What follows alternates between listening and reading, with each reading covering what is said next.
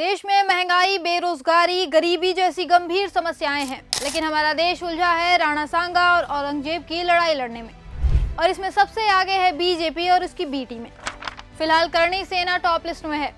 शनिवार 12 अप्रैल को राज्यसभा सांसद रामजी लाल सुमन के बयान का विरोध करने यूपी के आगरा में करणी सेना के हजारों कार्यकर्ता इकट्ठे हुए। हाथों में तलवारें थी जिन्हें ये बेखौफ होकर लहरा रहे थे, कानून व्यवस्था को खुली चुनौती दे रहे थे। कार्यक्रम का नाम रखा गया रक्त स्वाभिमान सम्मेलन। कार्यक्रम में मंच से सीधे तौर पर रामजी लाल सुमन के खिलाफ उग्र भाषण दिए गए और धमकी दी गई कि उन्हें उनकी ही भाषा में जवाब देंगे। रैली में करणी सेना के कई पदाधिकारियों ने हाथों में तलवारें और डंडे लेकर शक्ति प्रदर्शन किया, जिसका वीडियो सोशल मीडिया पर भी वायरल हो रहा है। इस उत्पात को देख कार्यक्रम के दौरान जैसे ही पुलिस और प्रशासन के अधिकारी स्थल पर पहुंचे तो भीड़ और पगला गई। पुलिस के सामने ही करणी सेना के कार्यकर्ताओं ने तलवारें और डंडे लहराते हुए नारेबाजी शुरू कर दी। भीड़ का उत्पात देख पुलिस को ही पीछे हटना पड़ गया। करणी सेना के इस शक्ति प्रदर्शन ने यूपी की कानून व्यवस्था पर गंभीर सवाल खड़े कर दिए हैं। पुलिस के सामने ही खुलेआम तलवारें लहराई गईं, लेकिन पुलिस कुछ नहीं कर पाई। सवाल उठ रहा है कि क्या यूपी पुलिस और प्रशासन ने करणी सेना जैसे उपद्रवी संगठन के आगे घुटने टेक दिए हैं। आपको बता दें कि ये सारा विवाद उस समय शुरू हुआ जब सपा सांसद रामजी लाल सुमन ने 21 मार्च को संसद में राणा सांगा को लेकर एक बयान दिया। उन्होंने कहा कि राणा सांगा इब्राहिम लोदी को हराने के लिए बाबर को भारत लाए थे।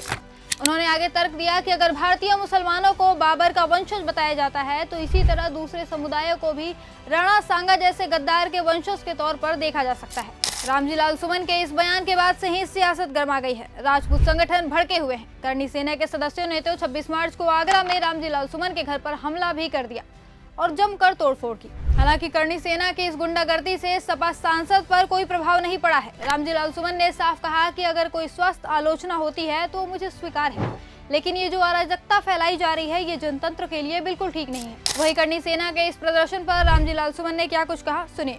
देखिए, एक तो मैंने किसी धर्म का नाम नहीं किया। राज्यसभा की पूरी कार्रवाई को लोग ढंग से समझे। नंबर 1, मैंने किसी धर्म का नाम नहीं लिया। नंबर 2, राज्यसभा की कार्रवाई के बाद मेरे भाषण के जो अंश थे उन अंशों को राज्यसभा के सभापति ने संसद के वृतांत से हटा दिया। नंबर 3, असल सवाल क्या है? असल सवाल ये है कि साहब, दुनिया में कोई व्यक्ति या कोई विचार ऐसा नहीं है जो अपने आप में संपूर्ण हो।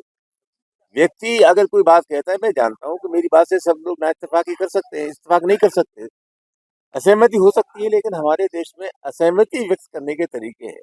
कानून है, संविधान है, उसकी मर्यादा में धरना है, प्रदर्शन है, सत्याग्रह है, अखबार है, कोर्ट है, कचहरी है, ये सब चीजें हैं जो जनतंत्र में ये अधिकार देती है कि किसी का विरोध करना है तो इन सब चीजों का हम इस्तेमाल करें। लेकिन कुल मिलाकर के जो स्थिति है वो एक अराजकता की स्थिति है।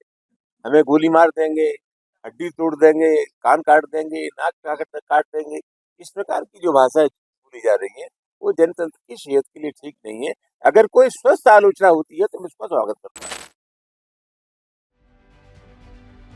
इधर सपा प्रमुख अखिलेश यादव भी अपने सांसद के बचाव में उतर आए हैं।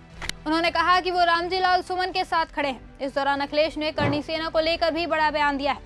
सबसे पहले सुनिए अखिलेश ने क्या कहा। अगर कोई हमारे रामजी लाल सुमन जी या किसी भी कार्यकर्ता का अपमान करेगा तो हम लोग भी समाजवादी लोग उसके साथ खड़े दिखाई देंगे, उसकी सम्मान की लड़ाई लड़ने का काम करेंगे।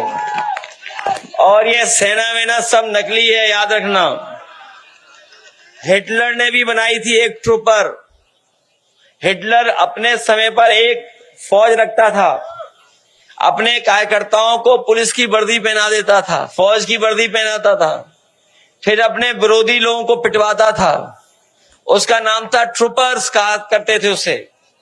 ये बीजेपी वालों की ये ट्रूपर है, ये जो सेना दिखाई दे रही है, ये कोई सेना वेना नहीं है, सब बीजेपी वाले लोग हैं।